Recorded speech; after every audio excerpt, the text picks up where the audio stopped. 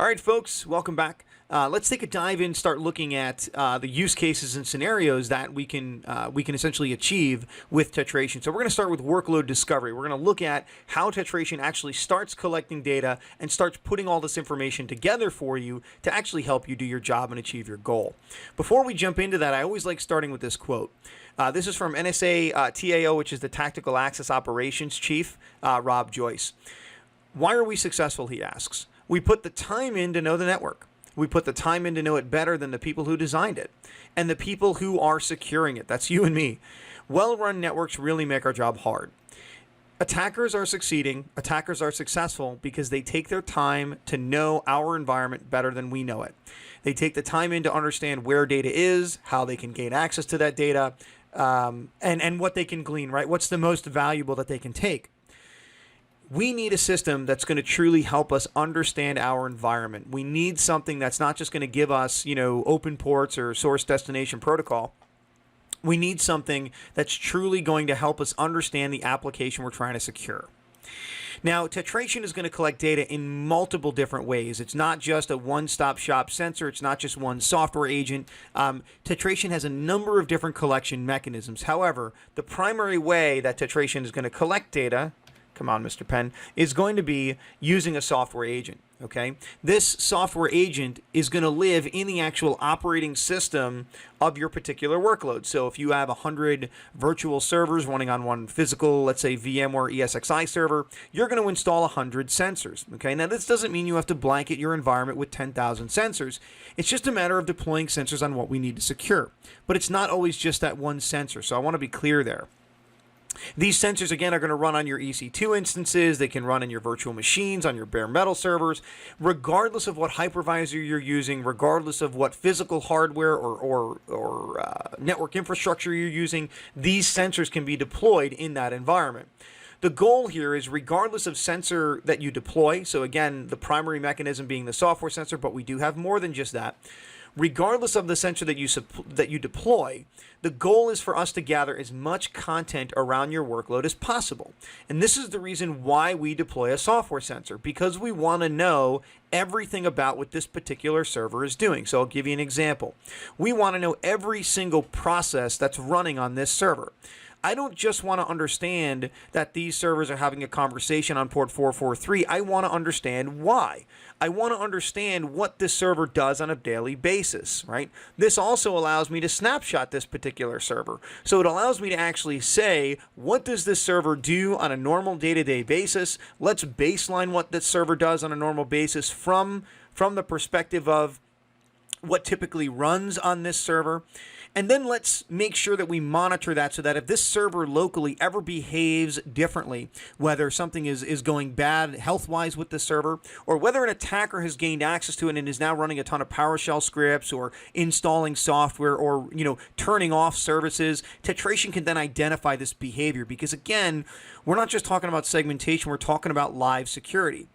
And then think about the idea of actually baselining the installed software on your server. Imagine the ability to actually create a policy around a certain software install base. So certain workloads or certain servers are not allowed access to our production environment unless they have the base software installed. They must have this version of antivirus, or they must have this backup system, or they must have this SIM agent installed. Whatever it is, Tetration can actually baseline that installed software or look for that software to make sure that it's actually running on a particular server, and then dynamically either allow or deny that server access to a production or development environment based on what's actually running, right? Again, I don't just want to see ports. I want to understand what this server actually does and why it does it. Now, I'm going to probably say this 100 times throughout this presentation. We can get source destination protocol from Wireshark, right? Or any other packet capture software. There's really no reason for me to go spend any money on Wireshark, right? It's free. I can download it. I can install it. And I can see what traffic is either coming in or out of this particular server. Tetration is not just gathering traffic flows. We're not just a simple net flow collector. We want to understand why servers are communicating. We want to understand how vulnerable they are to an attack. We want to know if there's any vulnerabilities or CVEs installed, we want to be able to segment these machines. So think about the ability to say, all right, if I have a specific vulnerability, this could be either a general CVE, so anything maybe greater than a 9.0, or whether it's based on a specific package, right? So if I see a specific software package installed, from my software inventory or a specific vulnerability, I want to be able to lock down this particular machine. So imagine you have front-end web servers, right? And they're being accessed from the interwebs, and maybe these back-end web servers are accessing, back-end database servers, right? We don't want to just open up our environment if these guys have a certain vulnerability. Let's say they're running Apache, right? If we see Apache struts on one of these servers, maybe we want to deny it access to either all those database servers or certain database servers, because we can't afford for this data to be compromised because somebody compromised our web server. These are all things that Tetration can dynamically do because we're collecting this kind of data. But understanding what software is installed is only part of that battle.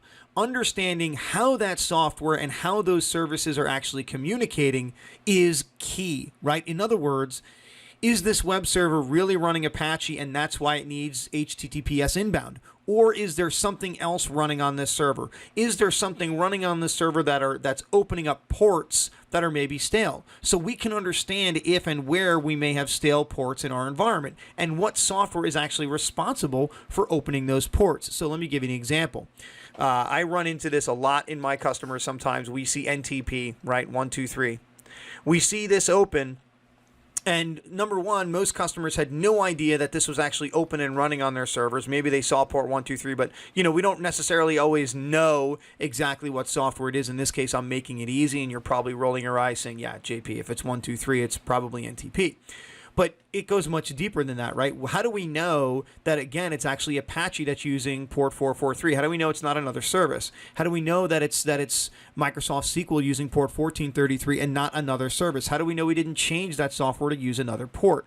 So Tetration can actually not only open and expose what pieces of software and what processes are using certain ports, we can expose when ports are opened and not being used. So imagine that you have a database server that maybe it's a Linux server and somebody forgot that maybe NTP was part of the default Linux build and they forgot to turn it off. Tetration can identify that, hey, you have NTP running and you have port 123 open, but we're not actually seeing any traffic either in or outbound on these particular ports.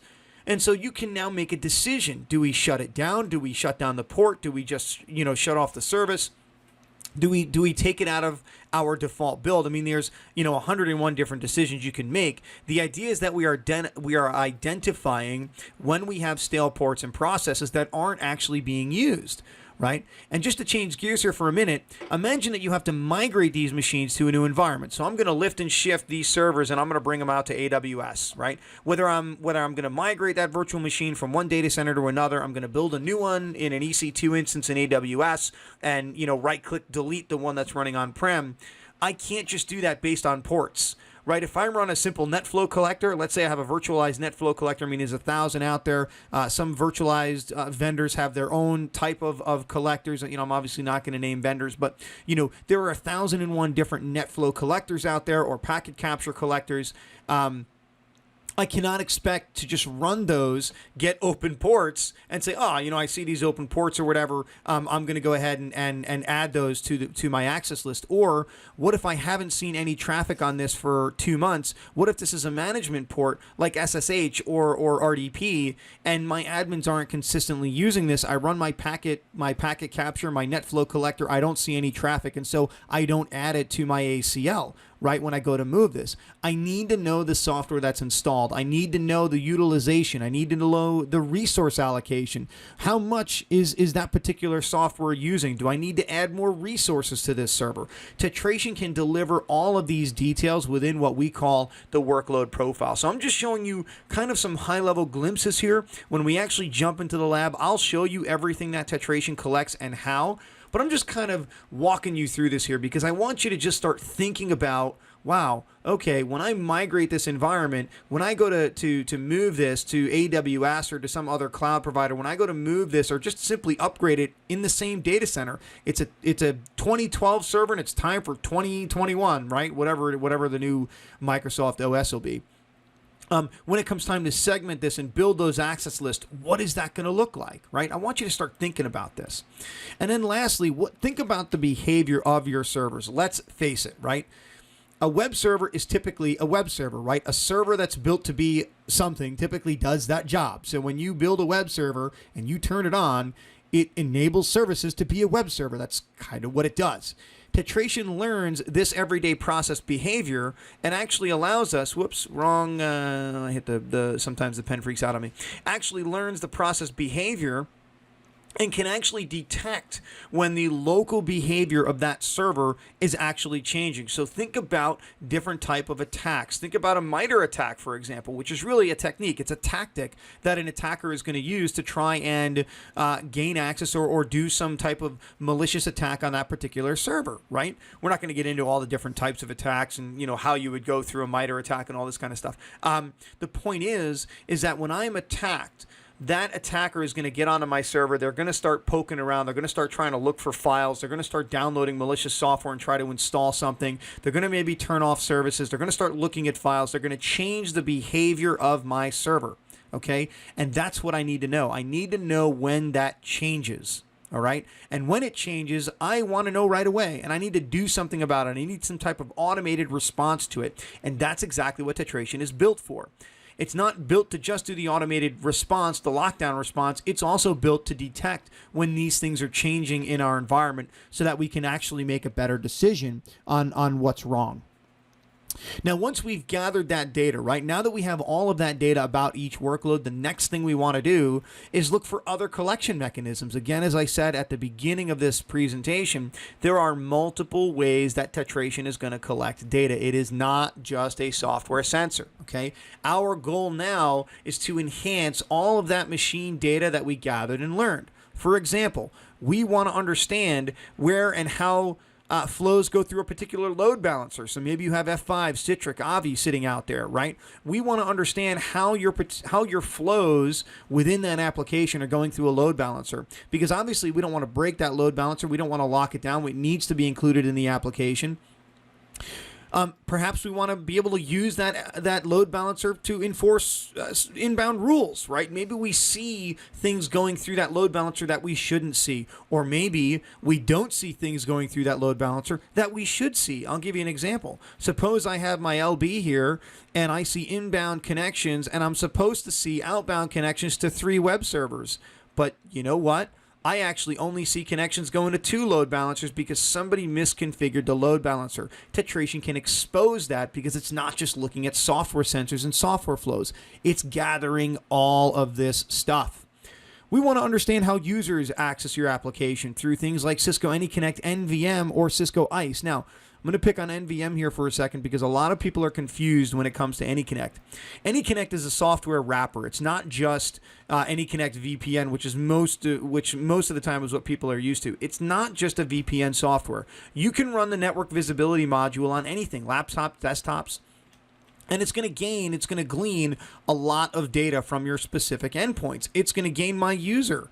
It's going to gain my LDAP groups. It's going to gain what local processes that I was using to gain access to a specific application. So imagine taking something like NVM and adding that to the data you're already collecting in Tetration. You would get a view of JP, right, on laptop 1. Here was my LDAP group. I was in maybe HR.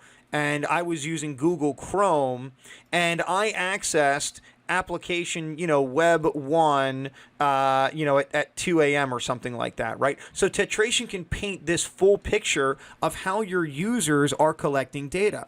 Then think about Cisco ICE, for example. Think about being able to create security groups think about being able to create policies based on security groups within your data center. So if that security group is IT, or maybe my LDAP group equals HR and my security group equals, IoT or something, right? Then I'm allowed to access the HR app. Or If my LDAP group is HR, but my security group is IoT because I'm gaining access to the network with my cell phone, my iPhone, I'm not allowed to access the data center, right? So these are all the kinds of things we want to start pulling into Tetration so that we can give you the ability to make all of these different decisions when it comes to locking down your environment. We also want to understand what you may already know through a CMDB. For example, ServiceNow. This is not the only CMDB we support, but I just put it in here because it's kind of a common one. Or maybe DNS. So you have all this information. Your subnets are all labeled, right? Or at least sometimes they are, right? You have all this information in DNS, a very simple thing, right? You have a CMDB where maybe you've labeled your different environments, right? Maybe you have application name, maybe you have production development, it's a finance app, it's a front-end web server, maybe you have all these different labels within your CMDB. We want that in addition to your load balancer, in addition to your user data. We want all of it, right? To take it a step further, what about interacting with a SIM like Splunk or IBM QRadar? Or what about, we're a Cisco shop, right? I work for Cisco, so I'm going to talk about Cisco. What about integrating this with StealthWatch, right? To detect malicious traffic in your environment and then automatically take that malicious traffic and feed it into Tetration and say, this is a bad person, here's their IP address, kick them out of the data center, and at the same time, feed that information into ICE and change the security group to, bad person, right? Bad guy, whatever you want to call it, right? Imagine the capability and the automation to instantly lock out your environment based on something that StealthWatch is identifying as malicious in your environment. This is why Tetration is not just a simple packet capture tool.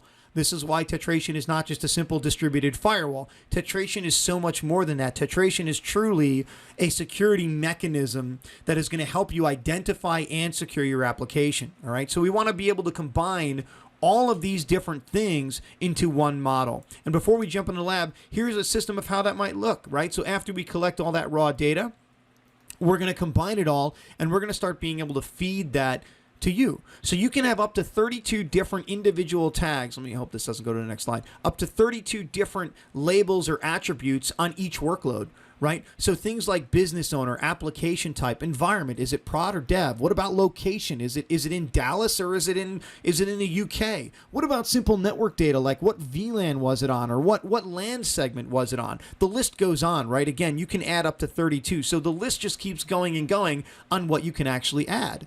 So now you can ask Tetration, hey, show me if app 123, let's say running on VLAN 12, located in Dallas.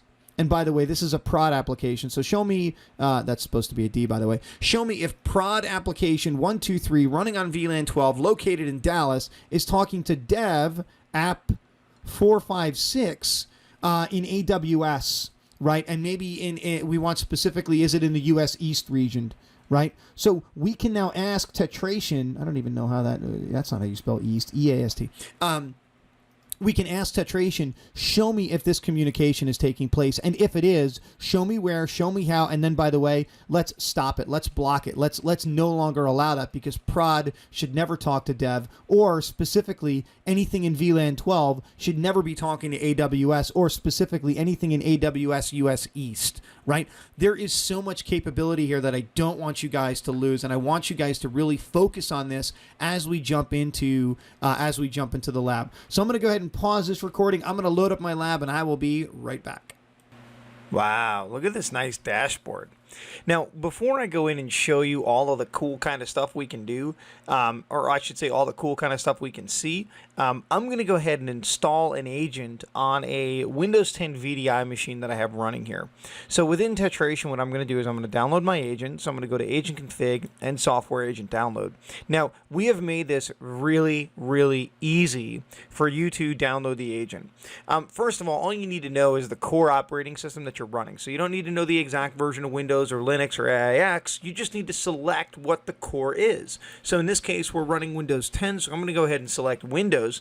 The next thing we're going to do is we're going to select what kind of agent we actually want to download. So if this is an agent where I'm going to actually enforce policy to, I'm going to go ahead and select Enforcement Agent. In fact, I normally recommend my customers do this because you can always just turn the feature off and not use it. But if you ever need to enforce a policy, it's there. But in some environments, we have some very super paranoid customers who say, nope, we need to make sure that there is no way anyone can ever enforce a policy. So you would just go with the deep visibility agent to just see what's going on. Now, what's really, really interesting here that I want to make sure I point out to you is this is all I need to know about this agent install. We have some competitors out there. I mean, let's be honest, we're not the only vendor in the space. We have some competitors out there that will require you to know and understand some things about this particular endpoint. So I may need to know the location. I may need to know the environment. Is it production? Is it dev? I need to know that information before I actually install the agent. Where in the eyes of Tetration, we don't really care what it is yet. We're not even close to that point yet. We just want to start collecting data. So to install this agent is really super simple. I select core operating system, what kind of agent I want to download, and I go ahead and just select download. That's all I need to do. Obviously, you need to get around some Windows security options. That's it. Now what I'm going to do is I'm going to say show this agent in folder. Now, in the case of Windows, we are downloading a PowerShell script, right? It's a script no matter what you do, but just in Windows, it's obviously PowerShell. Now, we can push this script out to these endpoints anywhere we want. We can use System Center, we can do it manually, we can use Python, we can use Ansible, we can use whatever mechanism we currently use today to push and deploy software. In this case, obviously, I'm doing it manually. So I'm going to say run in PowerShell, and I'm going to say open. Now, PowerShell does have some built-in security, prompts. So you may have to say yes to, run the agent.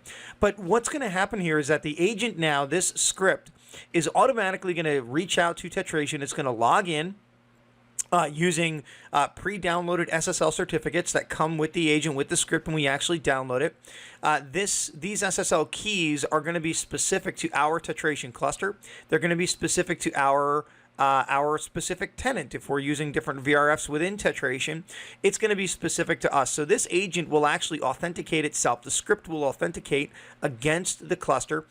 We'll go through a prerequisite check, and we'll then say, okay, I've passed all the prerequisites. I'm going to go ahead and download the Windows 10 Enterprise agent from the Tetration cluster.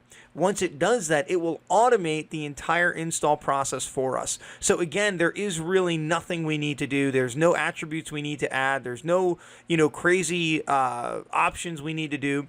And all of the agent configuration is centrally managed within the cluster itself. So it's not like I'm going to have to go and go modify 100,000 different workloads, or I'm not going to have to go and administer these agents by hand. I'm going to administer this all from within the Tetration cluster itself, which I'll show you guys in just 1 minute. So this cluster is completely, this agent rather, is completely finished installing. Let's go actually see what we collect. So let's move over to what we call the workload profile, and let's actually take a look at what Tetration is going to show us. So you can see right off the bat, we start getting some bandwidth utilization on what this particular workload is doing. Now, this is a VDI machine, so I'm not too worried about anything crazy. It is, again, a lab machine. But what's interesting is that we're going to collect things like operating system. We're going to collect things like host name. We're going to collect some utilization on what the machine is doing. Now, this is really important, and I'm going to show you how it's important in a couple minutes, but just keep this in mind that we collect some of this data right off the bat. Another thing that we do is, as we integrate with other systems of record, so as we integrate with your CMDB, your DNS, ICE, AnyConnect, all these different things, your load balancers, we're going to combine all that information within this particular workload. So if I bring up all the different annotations or labels that we're gathering for this particular VDI machine, you can see a number of different things that we're gathering. We're gathering what data center this VDI machine lives in. We're gathering what country. Is it a standalone? Here are all of my different SGTs, or security group tags, that we're bringing in from ICE. So we can gather all of this information around this workload and about who the user is that's logging in, and maybe what LDAP group are they a member of, and all these different things. We gather it and we put it together into one place. Another thing that we're going to gather about this particular workload is, let me actually just shorten the view here. I'm just going to get rid of some of this last scene stuff. Another thing that we're gathering about this particular endpoint, and we're going to gather this on every server or every virtual machine that essentially we have an agent on, we're gathering every single process that's running on this machine. And what's cool is that we don't just grab the actual process information. In other words, what was the actual command line that started this process? I can see VMware tools. I can see all the Microsoft processes. I can see that this machine is running a vast antivirus. We also glean how much CPU and memory is being utilized by those particular processes. So in one view, I can come in and I can see, all right, what is this machine doing on a daily basis? So when I move it, what do I need to consider? We're also going to gather what users actually kicked off those processes. So in the case of running some kind of an install or some kind of PowerShell script, or let's say this is a database server, obviously we have service accounts. I want to be able to see that in a really, really easy view when I'm thinking about migrating this particular machine. So I can see what username actually was able to install this process, right? By the way, if my username is blacked out when you actually watch this video, I apologize. I don't want you guys seeing my username. The other thing that we see is the actual process hash. And again, I'm going to show you where we can use this information by the end of this section, but it's really, really cool because we're able to actually gather each individual process hash, and we're able to give it an anomaly score. So if we have a process that's an anomalous process, or we have a malicious process running in our environment, we can give that a score, and we can let you know that, hey, this process running locally on this server could be something malicious. You may want to go ahead and either quarantine this machine or quarantine other processes that are similar. Then we move on to the actual process snapshot. So this is where Tetration is actually gathering this machine's behavior. How does this workload act on a daily basis? Now in VDI, it's a little bit different because obviously you have a desktop that's maybe running different things every day. Maybe you have different users that are using them. But in the case of a web server or a database server, again, we're gathering this process snapshot to understand and memorize what the normal behavior is of this particular server. And then when it comes to things like vulnerabilities, I don't know if you can see this, but you'll see a triangle here that says has vulnerability, right? Or has a forensic event. We're going to gain some views into forensics at the end of this presentation. But if you have a piece of software installed on a machine and it has a critical vulnerability, you may not care so much if that software doesn't actually run or is not actually being used. If it's not opening up a port on that server or machine so that an attacker can leverage it, maybe you don't care as much. But if that software is actually running, opening up that port, and an attacker can leverage that piece of software, then obviously you're worried, right? You want to go ahead and quarantine it, or you want to block it, you want to prevent it access to the internet, you want to do something. And so Tetration is going to let you know that these things exist, right? We talked about the interfaces, of course. We talked about being able to point out how many interfaces this particular machine has. Again, really simple information, but it's kind of interesting to have it all in one place. Software packages. Again, Tetration is going to take a software inventory of everything that is on this particular machine so that we can use it in a policy. No one expects to come in here and look at this stuff like it's Netflix, right? That's not what our job is. Our job is to leverage as much data that we can capture and be able to use that in an automated segmentation policy. And then the last thing we essentially gather are vulnerabilities. Now, in this particular machine, we don't have any vulnerabilities on this machine, so we're not going to see anything. But what's really interesting is that Tetration is going to gather all this data and put it all together. I also want to point out the fact that we do enforce policies on containers. So you will see that I have two policy tabs here. I have a global policy tab. This is what I'm pushing down to the endpoint. Right now it's just allow everything because I'm not pushing a policy down. And I also see container policies. So in a Linux world, we can support enforcement down to the container level, which is really, really awesome in my eyes, right? Especially when you think about microservices and you think about how that's exploding in our world today, the ability that Tetration can actually push this down to our environment. Now, why is this important? Why do we gather all of this stuff? Well, what I'm going to do is I'm going to go to my VDI policy and let's take a look at some of the stuff I'm doing. Now, Tetration operates based on a whitelist model. So Tetration is going to, by default, my catch-all is always going to be deny. So Tetration will deny any traffic that I don't allow. So let me take a look at some of the things I'm doing. Well, the first thing that I want to do is I'm going to allow any VDI machine to access, let's say, Google DNS. And if you look here, I am telling Tetration that anything that has a Windows 10 operating system and the hostname contains VDI, I don't care where in the hostname VDI is, I'm just saying, look, if it's Windows 10 and if anywhere in the host name it's VDI, I want you to put it in this group called VDI. And then I want you to be able to access Google DNS, right? So that's a pretty easy policy, pretty simple. But how would you do that today? right? You'd have to know the IP address, or you'd have to know something about those hosts. Whereas Tetration is just kind of gathering it on its own based on that agent, right? So we're not feeding this thing any IP information. We're just looking for the host name and the operating system. But here's another cool thing. Remember I was talking to you about those process hashes, and I said I'll show you where we can use those in a minute. Well, I have a group. It's called VDI software, and if you look at the description, I'm looking for Avast antivirus and VMware tools. Now, this is an allow policy. So what I'm saying is only allow the VDI machines that are running that version of antivirus, Avast, and in this case, I just downloaded a free one to show you an example, and this version of VMware tools. If they're not running that software, if it's turned off for any reason or it's just not there, they are not allowed to access the data center, meaning the only time Tetration will allow those VDI machines to actually have connections into anything in the data center, whether that's Active Directory, DNS, DHCP, or even simply a web server, anything. Tetration will not allow these VDI machines access into the data center unless they are running these two pieces of software. So that's a pretty powerful tool when you think about all the data that we're actually collecting. Now, there's one last thing that I want to show you, and that's called flow search. So again, one of the really nice things about Tetration is that you can get to all of these different features within one platform. So in order to get over to flow search, I would just come over here to visibility and I would select flow search.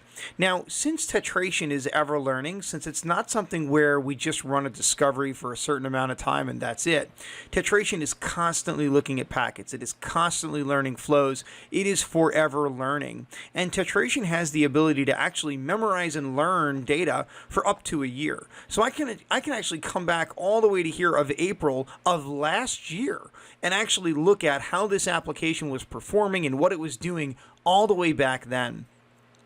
But within Tetration, I can actually see a number of different things. Remember that we're not just trying to segment an application based on, source, destination, port, and protocol.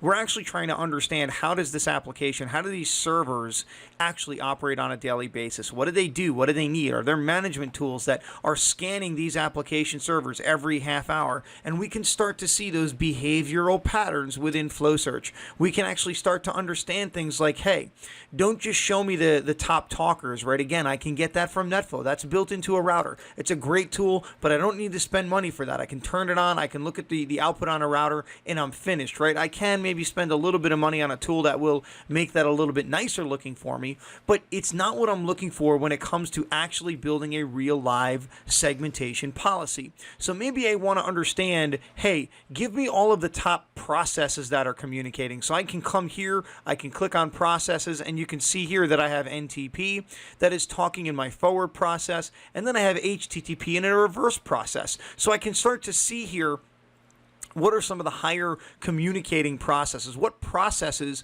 within my OpenCart application, which, by the way, I can come over here and I can sort this based on just OpenCart. If I had a number of different applications, if I had 10,000 applications, I could look at everything all at once, or I could sort just based on that one application. So I'm going to go here and I'm going to say, you know what? Just show me all of the connections that were HTTP in reverse, right? So show me all of those particular connections. And you can see here that I'm starting to see that I had a load balancer talking to my web server. I can either further expand this and I can even start looking down at, okay, what were the TCP flags during this conversation? So I can actually start to put some of the conversation together. Were we having some type of problem? I keep seeing SYN packets, but nothing else, right? Were we having some kind of communication problem? The other thing that Tetration will do is it will actually show me again what process was responsible for the actual communication. So it's not just telling me that, hey, this was a web connection on port 80, it's actually telling me what process was running, what process was responsible for the actual communication within these servers. I can also start sorting things based on maybe packet retransmissions. So I can start asking Tetration, hey, did you see any retransmits? Did you see any high round trip time? What was the deal with this particular application? So there are so many different things that I can actually start to look at within this application, within my environment, to start to see, don't just show me top talkers. I want to go back 6 months and I want to make sure that whatever my application was doing 6 months ago, it's doing now. So think about, again, a migration, or think about we go and we push down a security policy to this particular application. Did we break it? Is it still having the same communications? Is it still using the same amount of bandwidth? When we moved it to the cloud, is it still having the same kind of response time? Did we move all the right services? All of these things come into play as you move an application, as you start to try and gain visibility into the application. So I hope you guys have enjoyed this video. In the next video, we're actually going to get into looking at how do we discover an actual policy? How do we actually tell Tetration, okay, great, you've learned all this data. Now give me a security policy. Make something of it for me, right? Let's face it. If all I've done is shown you visibility, if all I've done is turn the lights on for you and shown you how much work you have to do, I've really just made your life worse, right? The idea with Tetration is automation. I'm trying to show you all of this data that's almost overwhelming to a human being, but we're going to make something of it. And this is what we're going to do in the next video. So stay tuned, guys. I'll see you in the next one.